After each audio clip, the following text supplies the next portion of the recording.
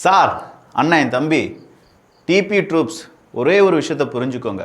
இன்னைக்கு அரசியலை நாமெல்லாம் பேசக்கூடாது அப்படின்னு சொல்லி ஒரு பெரும் கூட்டம் உருவாகி வருகிறது. இவ்வளோ நாள் இவனுக்கு பயம் இப்படிலாம் இருந்தது கிடையாது. நம்ம அரசியல் பேசுகிறோம் அப்படிங்கிறது இல்லை இவங்க பயம். நாம் அரசியலை கொஞ்சம் கொஞ்சமாக கற்று தெரிந்து கொள்கிறோம். அரசியலை பற்றியான புரிதலும் அரசியலை கொஞ்சம் கவனிக்கிறோம் அப்படிங்கிறது தான் இங்கே இருக்கக்கூடிய ஒவ்வொருத்தனுடைய வயிற்றெரிச்சல். இதனால் என்ன செய்கிறானுங்க அப்படின்னா, அவதூறு பரப்புறீங்க, நீங்கள் பேசுகிறதெல்லாம் சரிதானா, இப்போ இருக்கக்கூடிய ஜென்ரேஷனுக்கு என்ன பேச தெரியுது, இப்போ இருக்கிற ஜென்ரேஷன் சொல்லியே இந்த ஜென்ரேஷன் அரசியலே படிக்கக்கூடாது, நாம் பேசக்கூடிய அரசியலெல்லாம் மொக்கையான அரசியல், இதெல்லாம் அரசியல் ஞானமா அப்படின்னு சொல்லி கேட்குறானுங்க. ஐயா, அரசியல் சூனியங்களே, நாங்கள் அரசியல் பேசுகிறது என்ன அப்படிங்கிறதெல்லாம் இப்போ கொஞ்சம் கொஞ்சமாக எல்லாருமே தெரிந்து கொண்டு வருகிறார்கள். அதில் ரொம்ப முக்கியமாக தமிழ்நாட்டுக்கு அவன் நல்லது செய்கிறான், கர்நாடகாவுக்கு அவன் நல்லது செய்கிறான், இது இரண்டையும் வச்சு அவன் ரொம்ப பெரிய அளவில் அரசியல் செய்கிறான். இதெல்லாம் நாங்கள் புரிஞ்சுக்கிறது தான். அது என்ன அப்படிங்கிறத இந்த ஒரு பதிவில் பார்க்க போகிறோம். இது தமிழ் பொக்கிஷம் வழங்கும் ஆழமான அரசியல் சதுரங்கம்.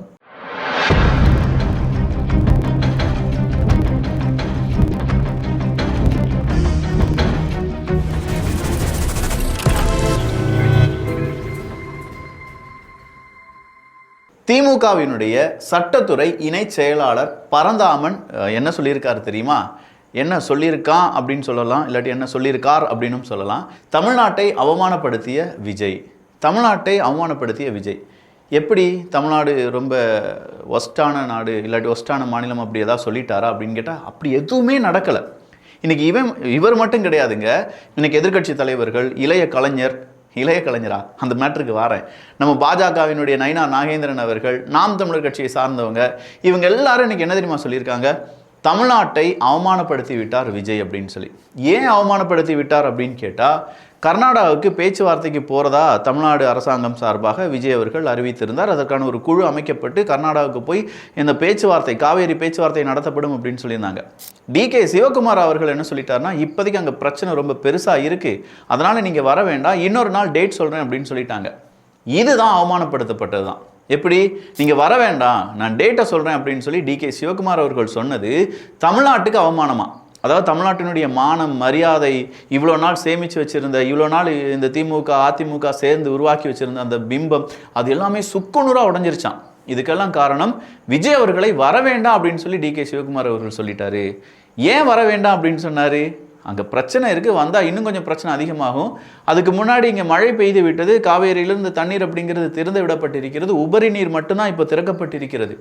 நிர்மல்குமார் அவர்கள் சொல்கிறாங்க, இது பத்தாது, இது ஒரு 4 டிஎம்சி 3 டிஎம்சிக்குள்ளே தான் வரும், நமக்கு 25 டிஎம்சி இல்லாட்டி 14 டிஎம்சி தண்ணீர் வேணும், அதை நம்ம உரிமையாக கேட்டு பெற வேண்டும், அதற்கான நீதி போராட்டம் அப்படிங்கிறது நடைபெறும் அப்படின்னு சொல்கிறார்.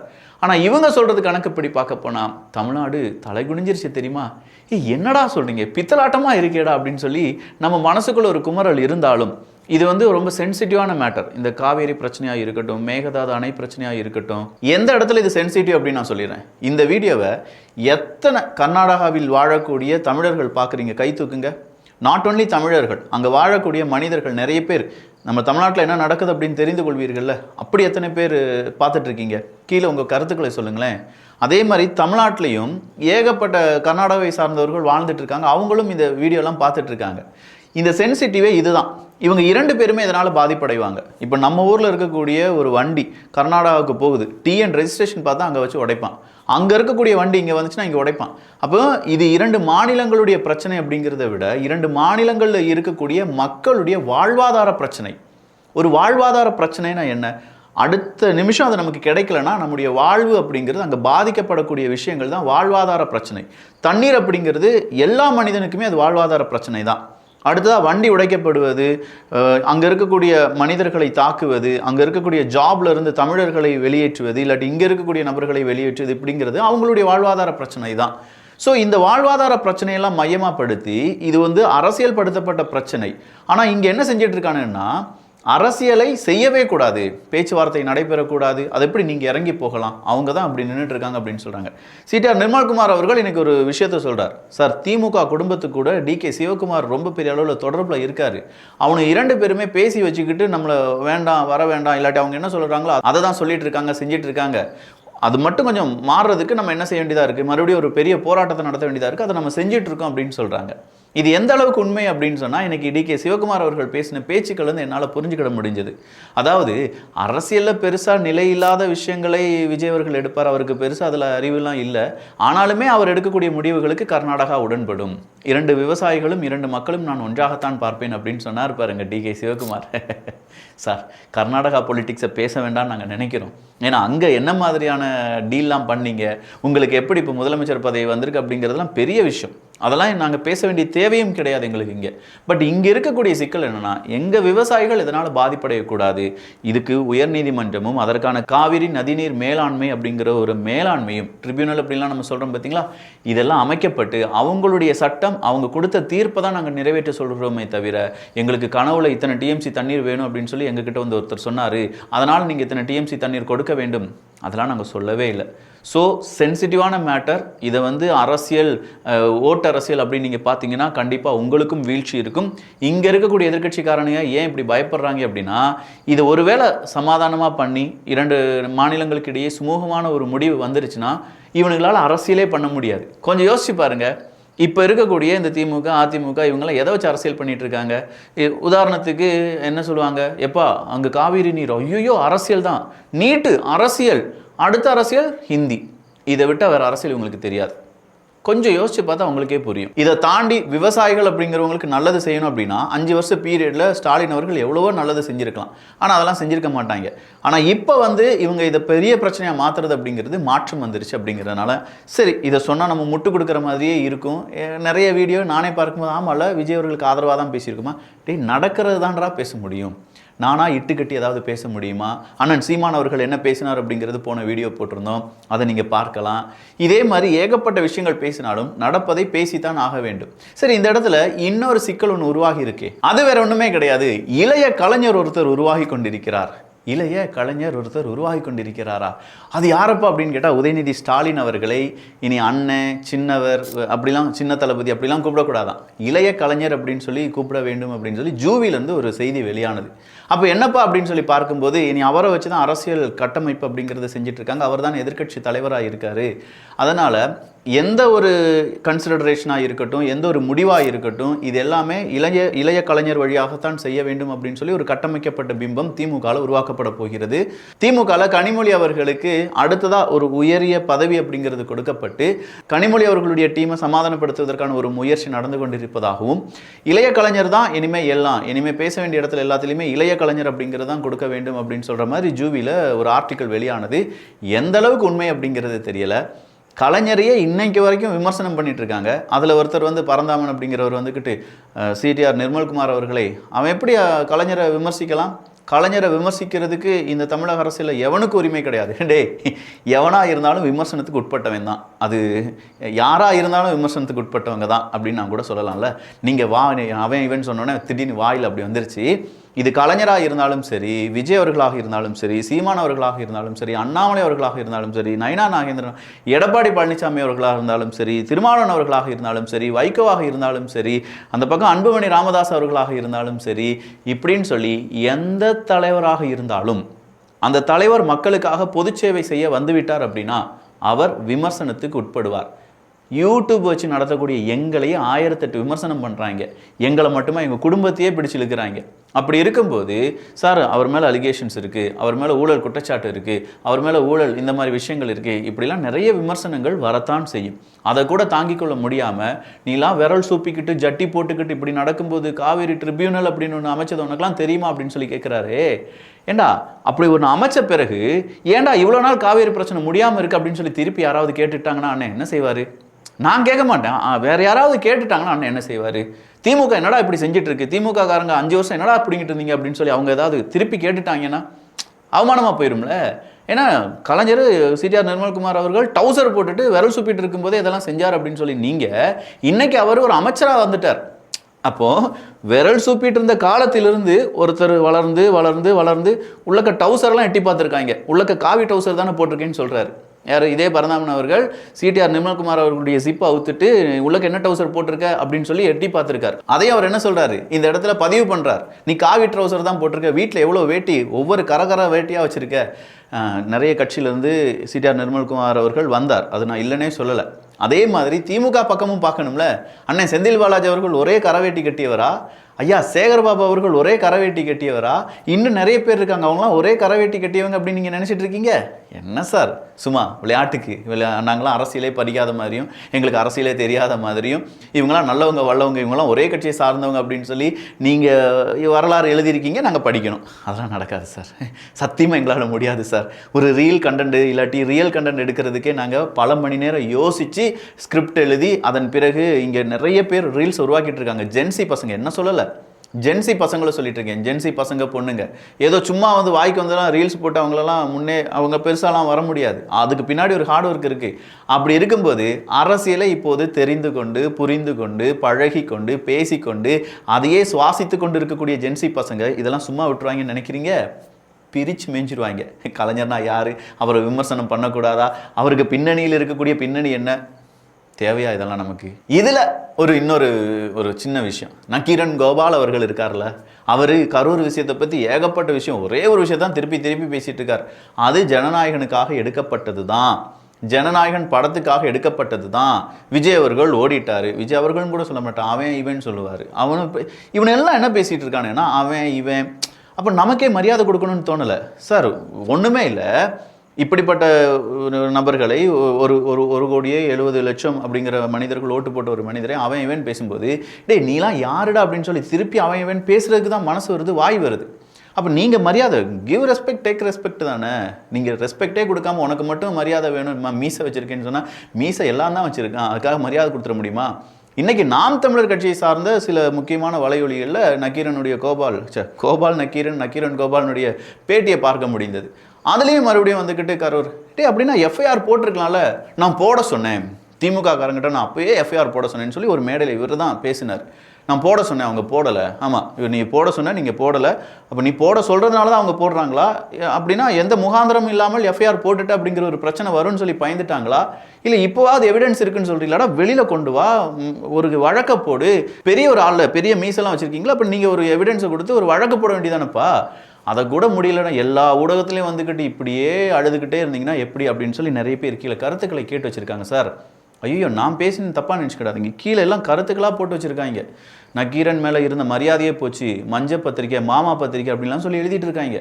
உங்கள் அந்த பத்திரிக்கை தர்மத்துக்கு நீங்கள் எதிராக நடக்கிறீங்க அப்படின்னு சொல்லி கூட நிறைய பேர் விமர்சனம் வைக்கிறாங்க. நிறைய விர்ச்சுவல் வாரியர்ஸ் அம்புட்டு தான் உங்களுடைய பத்திரிகையில் வந்திருக்கக்கூடிய தலைப்புச் செய்திலாம், இதெல்லாம் என்னடா இது, பிட்டு படத்தை விட கேவலமாக எழுதியிருக்கீங்களே அப்படின்னு சொல்லி அவங்களுடைய ப்ரூஃபெல்லாம் ரெடி பண்ணிட்டு இருக்காங்க. ஸோ கொஞ்சம் பார்த்து பதமாக செஞ்சிங்கன்னா. அடுத்ததாக நாம் தமிழர் கட்சியை சார்ந்த வலைவலிகளில் இது தேவையா அப்படிங்கிறது தெரியலை. 41 பேர் உயிரிழந்ததுக்கு அழுகாத அமைச்சர்கள் எம்எல்ஏக்கள் ஜனநாயகனுடைய கடைசி படத்தை பார்த்து அழுதார்கள் அப்படின்னு சொல்லி அந்த அக்கா கேள்வி கேட்குறதுக்கும், இவனுங்கெல்லாம் சைக்கோ ஆயிட்டானுங்க அப்படின்னு சொல்லி இவங்க பதில் சொல்கிறதுக்கும், இது எந்த மனநிலைமை எந்த மனப்பான்பு அப்படிங்கிறது தெரியலை. பட் மக்கள் இதெல்லாம் பார்த்துட்ருக்காங்க. கடைசி படம்ப்பா, இதுக்கு மேலே நான் என் தலைவரை பார்க்க முடியாது அப்படின்னு சொல்லி அவங்க அழுகிறாங்க. அதே நேரத்தில் அந்த 41 பேர் உயிரிழந்தாங்க அப்படிங்கிற செய்தியை கேட்கும்போது ஒவ்வொரு தமிழனும் அழுதுருப்பான். கண்டிப்பாக மனசுக்குள்ளே குறுகுறுன்னு இருந்திருக்கும். அன்றைக்கி சாப்பாடு எவனுக்கும் இறங்கியிருக்காது. அது எவ்வளோ பெரிய அயோக்கியனாக இருந்தாலும், ஒருவேளை உங்களுக்கு வேணால் அது இந்த கொத்தூஸுக்கு ஊப்பீஸுக்கு இல்லாட்டி இந்த மாதிரி ஜாம்பிகளுக்கு வேணால் அது வந்து சாதாரண செய்தி, அவர் ஓடிட்டார் அப்படின்னு சொல்கிறத மட்டும் இருந்திருக்கும். அன்னைக்கு யாராக இருந்தாலும் அழுதுருப்பாங்க. ஆனால் இவனுங்களை பொறுத்த வரைக்கும் அது எல்லாமே ரீல்ஸாக வெளியாகி இருக்க வேண்டும் அப்படின்னு சொல்லி நினைக்கிறாங்களா, இல்லை எந்த ஒரு மனநிலைமையில் இந்த பேட்டி கொடுக்குறாங்க அப்படிங்கிறது தெரியல.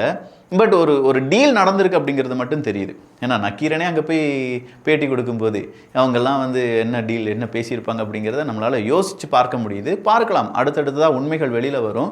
உண்மையிலேயே கோபால் அப்படின்னு சொல்லிட்டு அவர்கிட்ட ஏதாவது ப்ரூஃப் இருந்துச்சுன்னா தயவு செஞ்சு கோபாலுன்னா நீங்கள் என்ன செஞ்சுருங்க, அங்கே போய் ஒரு கேஸை போட்டு, சார் இவங்க சினிமா தான் எடுத்தாங்க, என்கிட்ட சாலிடான எவிடன்ஸ் இருக்குது, அதனால் நீங்கள் என்ன செஞ்சுருங்க, அவர் மேலே ஒரு வழக்கு போடுங்க அப்படின்னு சொல்லி இப்போ கூட ஒன்றும் கெட்டு போகலை. நீதிமன்றம் நீதிபதிகள் நம்ம கடைசியாக நம்பக்கூடிய நீதித்துறை இப்போதும் இருக்குது.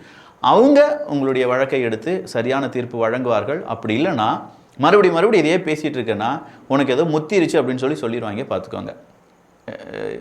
மரியாதை எல்லாம் இல்லாமல் பேசினேன்னு நினச்சிட்டிங்களா? உங்களுக்கெல்லாம் மரியாதை இருக்குது சார், கண்டிப்பாக கொடுப்போம் சார். ஆனால் இப்படிலாம் பேசிகிட்டு இருந்தீங்கன்னா சாருக்கு பதிலாக நாங்கள் வேறு ஏதாவது சொல்ல வேண்டியதாக இருக்கும் சார், பார்த்துக்கோங்க. இந்த உரசல் அப்படின்னு சொல்லுவாங்க பார்த்தீங்களோ, அது பெரிய உச்சம் அடைஞ்சிருச்சு. யாருக்கெல்லாம் தெரியுமா? திமுகவுக்கும் இந்த பக்கமாக இருக்கக்கூடிய காங்கிரஸுக்கும் தான். இனி ஜென்மத்துக்கு இவங்க 2 பேருமே ஒன்று சேர மாட்டாங்களான்னு கேட்டால், சார் அரசியல் படிக்காமல் எப்படி, அதெல்லாம் ஒன்றா சேர்ந்துருவாங்க. அதுக்கு முன்னாடி தயாநிதி மாறன் அவர்கள் என்ன சொல்லியிருக்கார் அப்படிங்கிறத இங்கே நான் சொல்ல போகிறேன். யார் துரோகிகள் அப்படிங்கிறத, நம்பிக்கையை விற்று பதவியை வாங்கும் நச்சுப்பாம்புகள் தமிழ்நாட்டுக்கு வந்துவிட்டு காவேரி ரைட்ஸ் குறித்து பேசாமல் இருப்பவர்கள் துரோகிகள். காவேரி ரைட்ஸை பற்றி பேசாமல் இருக்கிறவங்க துரோகிகள். யாரை சொல்கிறாங்க தெரியுதா சார்? வேறு யாருமே இல்லை, ராகுல் காந்தி அவர்களும் சொல்கிறாங்க. எதுக்கு இப்போ ராகுல் காந்தியை உள்ளக்க இழுத்துருக்காங்க? என்னைக்காவது யோசிச்சிருக்கீங்களா ஏன் இப்படி பேசியிருக்காரு தயாநிதி மாறன் அப்படின்னு சொல்லி? அவர் ஒரு உண்மையை சொல்லிட்டார். யார்? ராகுல் காந்தி அவர்கள் ஒரு உண்மையை சொல்லிட்டார். நல்லா காது கொடுத்து கேட்டுக்கோங்க, இது ரொம்ப முக்கியமான விஷயம். ராகுல் காந்தி அவர்கள் என்ன சொல்லிட்டாருன்னா, பிஜேபி கொண்டு வரக்கூடிய டீலிமிட்டேஷன் இருக்குது பார்த்தீங்களா, தொகுதி மறுசீராய்வு, அதை எவன்லாம் ஆதரிக்கிறானோ அவன்லாம் துரோகிகள். அதுவும் தமிழ்நாட்டில் யாரெல்லாம் ஆதரிக்கிறாங்களோ அவங்களாம் துரோகிகள் அப்படின்னு சொல்கிற ஒரு வார்த்தையை சொல்லிட்டார். திமுக நாங்கள் டீலிமிட்டேஷனை எதிர்க்கவே இல்லையே, அவங்க எப்படி செய்ய போகிறாங்க அப்படிங்கிறத பார்த்து கொண்டு இருக்கிறோம் அப்படின்னு சொல்லி ஒரு உருட்டுனாங்களோ 2 வாரத்துக்கு முன்னாடி. அதை வச்சு தான் இவர் ராகுல் காந்தி அவர்கள் என்ன சொல்லிட்டாங்க, தமிழ்நாட்டில் டீலிமிட்டேஷன் ரொம்ப பெரிய அளவில் பாதிப்பை கொண்டு வரும், யாரெல்லாம் அதற்கு ஆதரவு தெரிவிக்கிறார்களோ அவர்கள்லாம் துரோகிகள் அப்படின்னு சொல்லிட்டாங்க. அது எப்போ நீ என்னை பார்த்து துரோகிகள்னு சொல்லலாம் அப்படின்னு சொல்லிட்டு இவர் என்ன செஞ்சிருக்காரு, துரோகிகளுக்கு பெரிய ஒரு எக்ஸ்பிளனேஷன்லாம் இவ்வளோ நாள் யோசித்து இப்போ அதை சொல்கிறார். காவேரி ரைட்ஸ் கொடுத்து பேசலைன்னா அவங்க துரோகிகள். காவேரியில் தமிழ்நாட்டின் உரிமையை காவு வாங்கும் மேகதாதுக்கு எதிர்ப்பு தெரிவிக்காதவர்கள் துரோகிகள். புரிஞ்சுக்கிச்சா? அடுத்தது, நீட் தேர்வு முறையை ரத்து செய்ய வேண்டும் என்று வலியுறுத்தாமல் தேர்வில் முறைகேடு நடப்பதாக மட்டும் பேசுகிறவர்கள் துரோகிகள். பாஜகவின் குதிரை பேரங்களை கண்டிக்கிறவர்கள் தாவேகாவின் அருவருப்பான குதிரை பேரங்களை கண்டுகொள்ளாமல் இருப்பதும் துரோகத்தின் தொடர்ச்சியே. ஆட்சியையும் அமைச்சர்களையும் விமர்சித்து எக்ஸில் பதிவிட்டால் கூட கைது செய்யும் பாசிச தாவேக ஆட்சியை கண்டிக்காததும் துரோகமே. இந்த இடத்துல அப்படியே நான் ஃபுல் ஸ்டாப் வைக்கிறேன். போன முறை என்ன ஆட்சியாக நடத்துனீங்க அப்படின்னு சொல்லி யாராவது கேட்டுருவாங்க. ஏன்னா ஒருத்தர் நீங்கள் பொங்கல் பரிசு தொகையெல்லாம் கொடுத்தாரு பார்த்தீங்களா, இதை பாஜகவை சார்ந்த ஒரு நபரும் பேசியிருந்தார் கடைசியாக. அப்போ ஒரு புலியிலையோ எதுலேயோ பள்ளி இருந்துச்சு அப்படின்னு சொல்லி ஒருத்தர் போட்டார்ப்பா, ஒரு போஸ்ட் ஏதோ போட்டார், ஃபோட்டோ வீடியோ ஏதோ போட்டார். அவங்களுடைய மகனையும் அவங்களையும் வரவழைத்து ஏண்டா போட்டிங்கன்னு எஃப்ஐஆர் போட்டு அவர் கடைசியில் என்னடா இப்படின்னு சொல்லி அவங்க மகன் இறந்தே போயிட்டார். ஒரு பாட்டி ஒரு செருப்பை தூக்கி எரிஞ்சாங்க அப்படின்னு சொல்லி அதை வீடியோ எடுத்த ஒருத்தனை தனிப்படை வச்சு அரெஸ்ட் பண்ணுறதுக்காக ட்ரை பண்ணிங்க.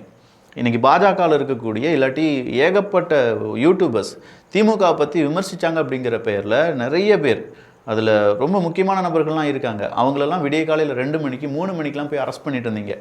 நீங்கள் எதை பற்றி பேசுகிறீங்க? கருத்து சுதந்திரம் அப்படிங்கிறத பற்றி பேசுகிறீங்க. உங்களை தப்பாக பேசினாலே நீங்கள் அவனை சாதி வெறியன் மத வெறியன்னு சொல்லி முத்திரை குத்துறதுக்கு ஒரு சில ஓநாய்களை வாங்கி வச்சுருக்கீங்களா, ஹைனாக்கள். அவனுக்கு எங்களெல்லாம் கடிச்சு வச்ச காலம்லாம் இருக்குடா, அதெல்லாம் மறந்துட்டோன்னு நினைக்கிறீங்களா? இல்லை, உங்களை திமுக எதிர்த்து எதுவுமே பேச முடியாது. உடனே என்ன செஞ்சிருவாங்க, வெட்டி ஒட்டி அவன் சாதியை பற்றி பேசிட்டான், சாதி வெறியன் அப்படி இப்படின்னு சொல்லுவாங்க, மத வெறியன் அப்படின்னு சொல்லுவாங்க. இவன் சங்கி தெரியுமா, அவனுங்களை எதிர்த்து எவன் கேள்வி கேட்டாலும் அவன் சங்கி தான். இவனை பொறுத்த வரைக்கும் தேசத்தை பற்றி பேசிட்டா சங்கி. நல்ல விஷயமா ஏதாவது ஒன்று பேசிட்டாங்க, இல்லை இந்தியா ராணுவம் ஜெயித்து விட்டது, இந்தியா பாகிஸ்தானை தோற்கடித்து விட்டது, கிரிக்கெட்டில் தோற்கடிச்சுன்னு சொன்னால் நீ சங்கீதானடா அப்படின்பானுங்க. உங்களுடைய லாஜிக்கே புரிஞ்சுக்கல முடியலடா அப்படின்னு சொல்லும்போது தான் இப்போ பாஜக கூட மட்டும் நீங்கள் அலையன்ஸ் வச்சுக்கிட்டீங்கன்னு வச்சுக்கோங்களேன், உங்களே மாதிரி பெருசாக வேறு சங்கிகள் யாரும் இருக்கவே முடியாதுன்னு சொல்லி இன்றைக்கி தமிழ்நாடே காரி துப்பிடும். ஸோ ஃபார் சேஃப் அடுத்த ஒரு 10-20 வருஷத்துக்கு திமுக உயிர்ப்புடன் இருக்க வேண்டும் என்றால் பாஜக கூட அலையன்ஸ் மட்டும் வச்சுக்கிடாதீங்க. ஏன் இதை உங்களுக்கு சொல்கிறேன்னா, அவ்வளவு திட்டிருக்கீங்க, அவ்வளவு விமர்சனம் பண்ணியிருக்கீங்க. இப்போ திடுதிப்புன்னு வேறு வழியே இல்லை, நாங்கள் தாவேகாவை அழிப்பதற்கும் ஒடுக்குவதற்கும் இதுதான் எங்ககிட்ட இருக்கக்கூடிய ஒரே ஆயுதம், மாமா அந்த ஆயுதத்தை தாருங்கள் அப்படின்னு சொல்லி பாஜக கூட அலையன்ஸ் வச்சுக்கிடாதீங்க.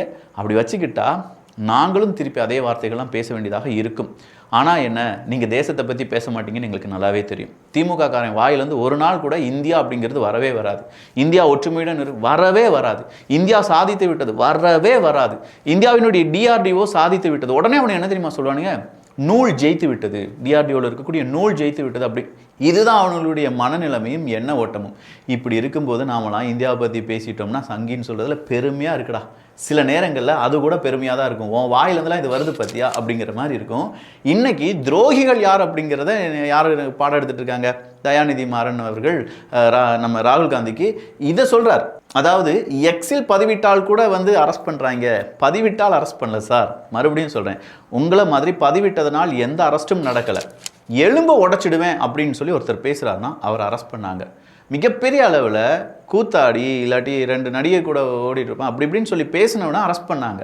அது பேர் விமர்சனம் பண்ணுறதோ இல்லாட்டி அரசை பற்றி, அரசியல்வாதியை பற்றி, ஒரு தலைவனை பற்றி சொன்னதுனாலே அரெஸ்ட்லாம் கிடையாது. உங்களே மாதிரி இதெல்லாம் எக்ஸ்ட்ரீமாக போனதுனால அரெஸ்ட் பண்ணியிருக்காங்க. அதை நாங்களும் பார்த்துட்டு தான் இருக்கோம் என்பதும் குறிப்பிடத்தக்கது. டெல்லி போலீஸுக்கு சற்றும் குறையில்லாமல் தமிழ்நாடு போலீஸும் நீட் புரொட்டஸ்ட் மாணவர்கள் மீது அராஜக தாக்குதலை நடத்தியதை கண்டிக்காததும் துரோகத்தின் உச்சமே. தமிழ்நாட்டுக்கு வந்து ஒருவர் அரசியல் பாடம் எடுத்ததை படித்த போது இதெல்லாம் வரிசையாக நினைவுக்கு வந்தது. அப்பப்பா எவ்வளவு துரோகங்கள் அப்படின்னு சொல்லி தயாநிதி மாறன் அவர்கள் சொல்லியிருக்காங்க. இந்த துரோகத்துக்கு இப்போ காங்கிரஸும் பதிலடி கொடுக்க ஆரம்பிச்சிருக்காங்க. அதெல்லாம் என்ன அப்படிங்கிறதெல்லாம் வேறொரு பதிவில் சீக்கிரமாகவே நம்ம பார்த்துடலாம். ஏன்னா லென்த்தாக போயிட்டுருக்கு பாருங்களேன். இதை தான் நான் சொல்கிறேன். இப்போ இவங்களுக்கெல்லாம் பிரச்சனை என்னென்னா, நாம் அரசியல் பேச ஆரம்பிச்சிட்டோம், அரசியலை ஃபாலோ பண்ணுறோம். பெருசாக அது அவங்களுக்கு அது அக்செப்டே பண்ண முடியல.